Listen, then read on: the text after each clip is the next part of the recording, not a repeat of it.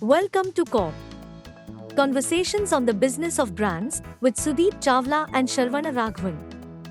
For this episode, we welcome our first ever guest, Mr. Bharath Sastry, the CEO of Vistaprint India. Over to our hosts. Enjoy. So, Basha, today you spoke about how you help founders pitch to investors and all that. In today's VC climate, the funding climate, calling it the funding winter, with money difficult to come by, and a lot of startups actually priding themselves on working on a loss and not making a profit. And when the money supply stops, the first thing that gets cut is the brand building investments. So, we're all marketers and we believe that shouldn't be the case. But you've been leading a business for a while. So, how should people approach this funding winter? And if at all, how can a brand help a business drive profitability? I honestly feel what is happening right now is really great because there is a sense that profitability matters. I mean, finally, you would say. I mean, after this initial, anybody was getting money, right? I mean, you just go and present, and you would get some funding. So it's great that finally profitability, as it has to finally come in, and emphasis on that. Especially related to brand building, I mean, I really don't feel that we need to spend a lot when you think about brand building. When you think about brand building, I mean, normally, I mean, you would think about big ads, whether it's on TV or YouTube, etc. We don't. I really feel you don't need to think about it. Start thinking about it that way, at least when you're a startup.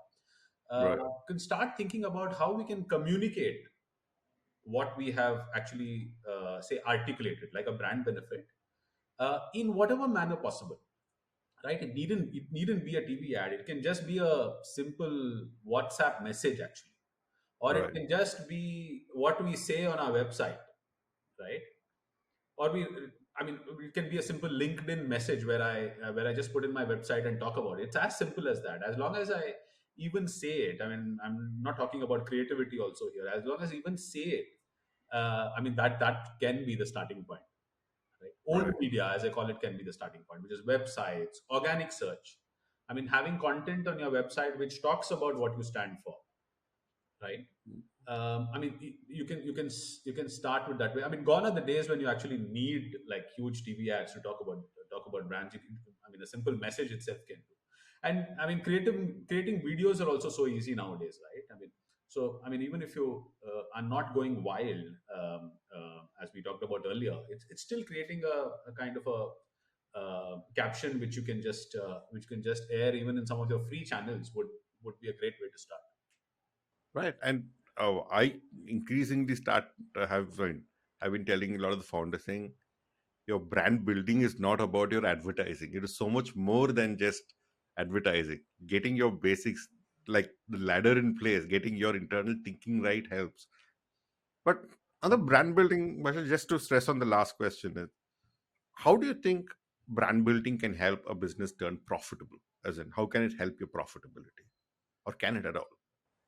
Um, I mean, I would actually put it as it is necessary for profitability rather than it helping. It's absolutely necessary because of the kind of strategic advantages that it has, and hence it is absolutely necessary. I mean, if you're going to actually talk about, or if you're going to go the discounted route, it's not. I mean, as we know, it's not going to last for long, right? People are going to buy it for the discounts and then move somewhere else. I mean, as long as you don't own the position, so it is absolutely essential that you need to communicate, or you need to have some kind of a presence in the consumer's mind on what you stand for, right? And hence it's absolutely essential. And the long term advantages again are creating a position for yourself, market leadership, ability to last long, continue over time, entry barriers to competition, etc. Right, right, right. And I think that puts it very clearly. Say why you must be investing in brand marketing and building your brand as a hygiene factor, not just something that you turn to for short term gains. I think this hygiene is what's very, very important. in any size of the organization. Yes, yes, absolutely. And as long as your unit economics work, I mean, once you look at, say, a business's variable margins, generally, I mean, which is revenue minus your variable costs, you have a kind of a margin. And I mean, as long as marketing is within that and like a percentage of that, and then you can easily do a kind of a unit economics to say how profitable you are post marketing and fixed costs at an EBITDA level. So once you have that basic business kind of a plan in place, I mean, you can operate at that level of marketing itself using the kind of say opportunities that are there right now to communicate about your brand. Fair. Fair. Basha, in your journey thus far, you would have come across a lot of marketers. Yeah. Now, I want uh, to ask you about your advice, career advice for marketers. And the question has two parts to it, Basha. There are marketers who are working in traditional companies and who seem to think that they are missing out on all the fun and the cutting edge work that is going around in startups. And then there are marketers who are working on there in startups, but they don't have access to seasoned marketing professionals. They don't have the right kind of grounding on all the marketing principles, etc., because they're just running campaigns. Now both of them, what will be your advice to both of them separately or combined, whichever way you want to structure it? I would say one common advice, and which is the most basic, is actually meeting customers, meeting consumers, meeting people, which would be common to everyone and to all of us actually.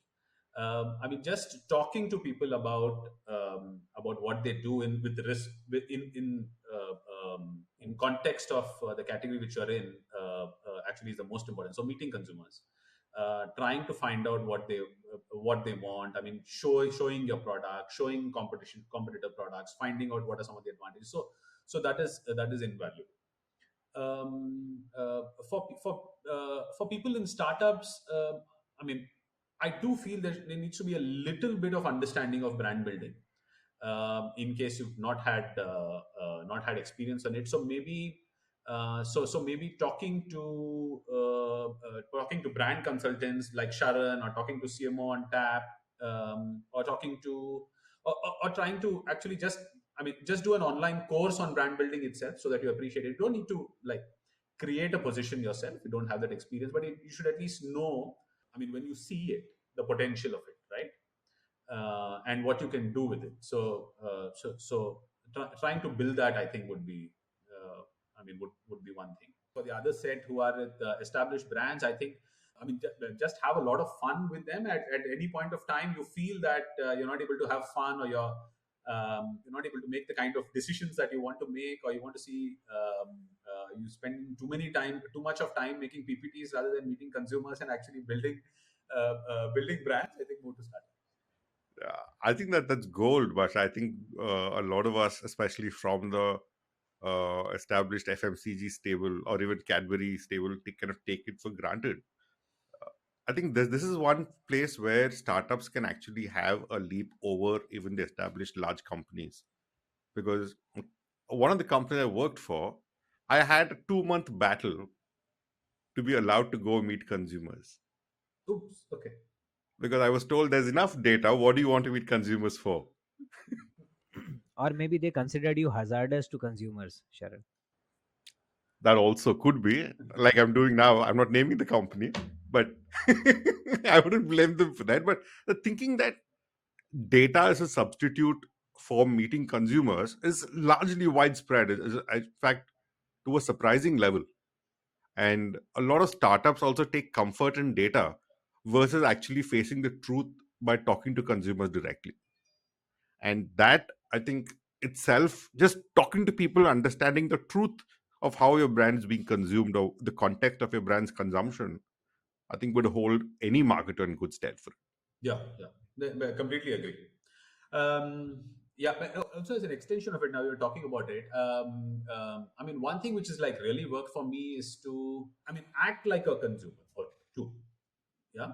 To, I mean, when you're looking at, say, your own brand, or when you're looking at a creative, or when you're looking at a kind of a benefit, uh, finally we are normal people, right? So we are I mean, we are going to like react as much. I mean, like how our consumers will react most of the time, right? So just see how you would react. I mean, how your wife would react, or how your mom would react, or how your child would react, or how you would react actually, right? That itself would be a big barometer of how most of other consumers and the whole world will react. Fair, fair. I think that's a very fair point. It's a very fair point. Okay, excellent. I think, Basha, we could just keep going on and on. We're having lots of fun. I can see a big smile across Sharan's face as well. But we also have to be conscious about the time that our listeners are putting in.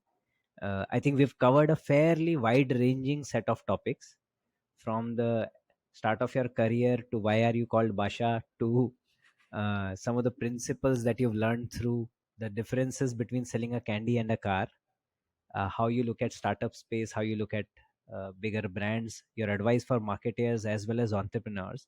I think there are a lot of nuggets that honestly I am carrying back with myself, and I'm sure all our listeners would have picked up a lot of stuff that they would wanted to otherwise hear from somebody as seasoned as you. If there are any questions that our listeners have, I would advise all of them to just drop in the comments, and we will make sure that we hound Basha till he answers them. And therefore it has been very, very enriching session, Basha. Thank you very much for doing this. I mean, thanks so much. It was really enriching for me too, and it was absolutely enjoyable. Yeah? And you're right. We could have I could have continued for much longer too. I mean, it was really, really fun. We'll probably then do another episode in the future. Yeah. Okay, excellent. Thank you so much for taking the time, Basha. Thanks a lot. Thanks so much, guys. Thank you for watching CoBB. Conversations on the Business of Brands with Sudeep Chawla and Sharvana Raghavan. For credits and other references, check the show notes or visit cobcast.net. That's CoBBcast.net. See you on the next episode.